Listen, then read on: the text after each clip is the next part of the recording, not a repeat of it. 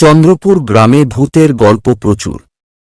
লোকেরা বলে গ্রামের পুরনো বটগাছের নিচে একদল ভূত থাকে। তাদের মধ্যে প্রধান ভূতটি নাম মাধব। সে খুবই দুষ্ট, কিন্তু তার একটি মজার স্বভাব হল সে ভবিষ্যৎ দেখতে পায়।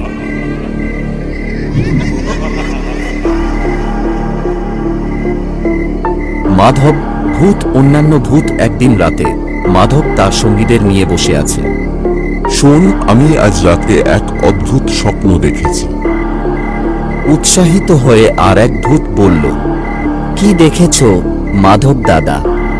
দেখলাম গ্রামে বড় কিছু ঘটতে চলেছে। আগামী নির্বাচনে গ্রামের প্রধান যে হবে সে আমাদের বটগাছ কেটে ফেলতে চায়। তা কি করে হবে? আমাদের বাড়ি তো এখানেই। মাধব মনে মনে ভাবল কিছু একটা করতে হবে। আমরা যদি আমাদের বাড়ি রক্ষা করতে চাই তাহলে আমাদেরই কিছু করতে হবে। দিনের শেষে যখন গোপাল রাত্রিবেলা ঘুমায়, মাধব রাতে গোপালের স্বপ্নে আসে। গোপাল, আমি মাধব ভূত, তোমাকে কিছু বলার আছে। গোপাল তখন স্বপ্নের মধ্যে ভয় পেয়ে ভূত, তুমি কি চাও?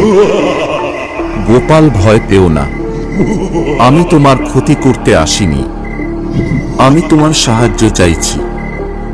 যদি তুমি নির্বাচিত হও তবে এই বটগাছ কাটার পরিকল্পনা বন্ধ করো। গোপাল চিন্তিত হয়ে বলল, কিন্তু কেন? এই গাছের নিচে আমরা থাকি। তুমি যদি গাছ কাটো তবে আমরা গৃহহীন হয়ে পড়ব। আমরা গ্রামকে কোনো ক্ষতি করি না। পরের দিন সকালবেলা ভোট কেন্দ্রে গ্রামবাসী লম্বা লাইনে দাঁড়িয়ে ভোট দিচ্ছে। গোপাল তার প্রতিশ্রুতি মনে রেখে ভোট দেন। ফলাফল ঘোষণা হয়, গোপাল জয় লাভ করে।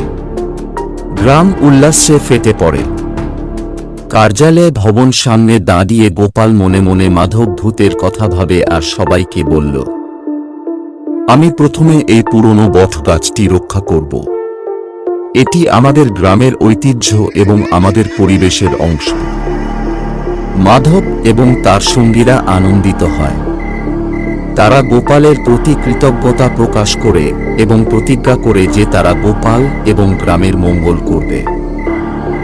গ্রামের লোকেরা বুঝতে পারে প্রকৃত নেতা সেই যে সবার কথা ভাবে, এমনকি তাদেরও যারা দৃশ্যমান। বন্ধুরা, এই গল্পটি আমাদের শেখায় যে মানবতা এবং প্রকৃতির প্রতি সম্মান আমাদের জীবনে কতটা গুরুত্বপূর্ণ।